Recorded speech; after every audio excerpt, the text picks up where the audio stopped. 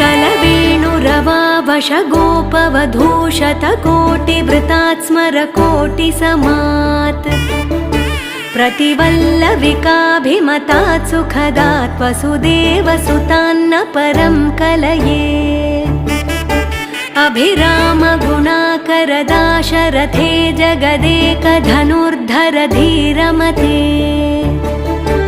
रघुनायक राम रमेश विभो वरदो भवदेव दया जलधे